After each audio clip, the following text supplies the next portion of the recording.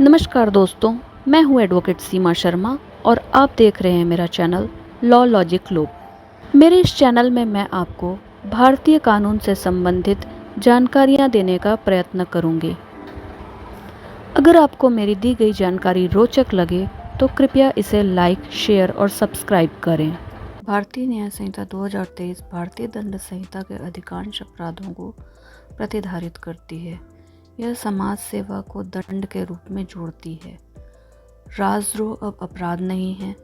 इसके बजाय भारत की संपूर्णता, एकता, अखंडता को खतरे में डालने वाले कृत्यों के लिए नए अपराध शामिल किए गए हैं। भारतीय न्याय संहिता 2023 आतंकवाद को अपराध के रूप में शामिल करती है। इसे ऐसे कृत्य के रूप में परिभाषित किया गया है जो देश की एकता, अखंडता और सुरक्षा को धमकी देने, जन सामान्य को अभित्रासित करने अथवा लोक स्वास्थ्य को विक्षुब्ध करने के लिए आश्रयित हो। संगठित अपराध को अपराध के रूप में शामिल किया गया है। इसमें अपराध संघ की ओर से कारित किए जाने वाले व्यपहरण, उद्दापन, साइबर अपराध जैसे अपराध शामिल होते हैं।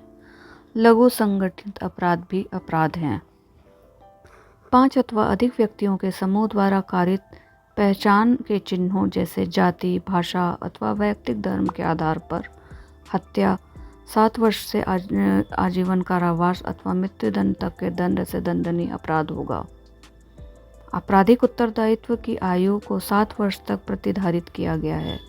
यह अभियुक्त की परिपक्वता पर निर्धारित रहते हुए 12 वर्ष तक विस्तारित होती है। यह अंतर्राष्ट्रीय अभिसमयों में सिफारिशों का अतिलंघन कर सकती है। भारतीय न्याय संहिता 2023 बालक को 18 वर्ष से कम आयु के व्यक्ति के अर्थ में परिभाषित करती है। तथापि अनेक अपराधों के लिए बालकों के विरुद्ध अपराध के लिए पीड़ित व्यक्ति की अंतिम आयु की सीमा 18 वर्ष तक नहीं है। बलात्संग और सामूहिक बलात्कार की पीड़िता की अवयस्कता की अंतिम आयु भिन्न है। अनेक अपराध विशेष विधियों से अतिव्याप्त होते हैं। अनेक मामलों में दोनों भिन्न दंड प्रदान करते हैं अथवा भिन्न प्रक्रियाओं के लिए प्रावधान करते हैं। यह अनेक विनिमयकारी शासन प्रणालियाँ, अनुपालन के अतिरिक्त व्यय तथा अनेक आरोप विरचित करने की संभावना को अग्रसर कर सकते हैं। भारतीय न्याय संहिता 2023 राजद्रोह को अपराध के रूप में समाप्त करता है। भारत की संप्रभुता, एकता और अखंडता को खतरे में डालने का प्रावधान राजद्रोह के पक्षों को प्रतिधारित कर सकता है।